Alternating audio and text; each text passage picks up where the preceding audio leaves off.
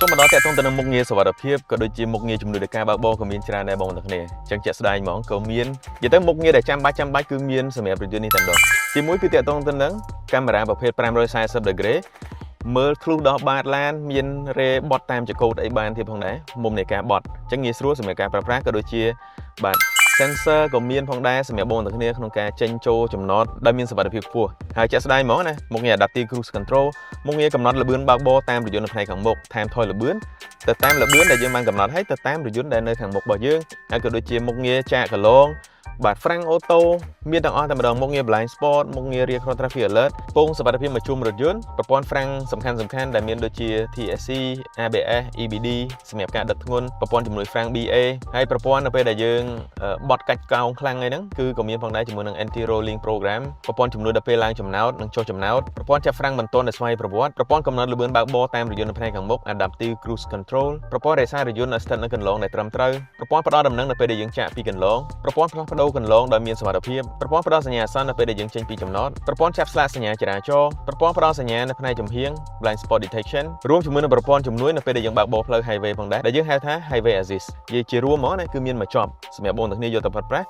ដោយមានទំនុកចិត្តនិងសុវត្ថិភាពខ្ពស់អញ្ចឹងឲ្យតាក់ទងទៅនឹងចំណាប់អារម្មណ៍របស់ខ្ញុំនៅពេលដែលបានកាន់អាយុកូដទៅសារទៅលើគុណភាពរបស់ Geely Monjaro ស៊េរីថ្មីចុងក្រោយនេះផលិតតាមស្តង់ដារអឺរ៉ុបហ្មងជាពិសេសសម្រាប់រថយន្តនេះគឺ soundproof ហើយបានល្អប្រព័ន្ធជើងក្រោមដំណើរការបានល្អ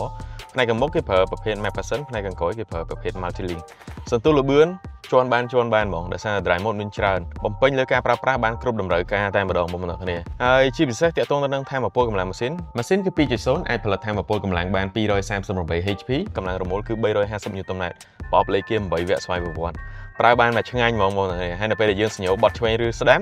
គឺមានបង្ហាញជាមួយនឹងកាមេរ៉ាប្រភេទ540 degree នៅលើអេក្រង់ 12.3 អ៊ីញឲ្យបងប្អូនទាំងនេះបានមើលហើយសំខាន់នោះគឺមាន head up display ឲ្យយើងបានមើលទៀតណាអញ្ចឹងយើងងាយស្រួលក្នុងការប្រើប្រាស់មែនតើសម្រាប់រថយន្តមួយនេះមួយទៀតបងប្អូនទាំងនេះនៅពេលដែលយើងប្រើណាវាមាន live feed នៅលើអេក្រង់កុងទ័រដ៏ត្រជាក់ភ្នែកមួយនេះទំហំ 12.3 អ៊ីញដូចគ្នាសំខាន់នោះគឺ live feed របស់គេគឺមកត្រូវតែម្ដងមានឡានមានកលនូមានអីឲ្យយើងបើកបរដោយមានសុវត្ថិភាពតែម្ដងមកធ្វើការបើកបរសាកល្បងធានាថាដកចិត្តឲ្យរួចសម្រាប់រថយន្តលក្ខណៈគ្រួសារបណ្ឌិត Geely Monjaro ស៊េរីថ្មីចុងក្រោយមួយនេះយ៉ាងណាដែរបងប្អូនទាំងគ្នាតែនេះគឺជាគុណតម្លៃរបស់រថយន្តដែលផលិតតាមស្តង់ដាររបស់អឺរ៉ុបរថយន្ត Geely Monjaro ស៊េរីថ្មីចុងក្រោយ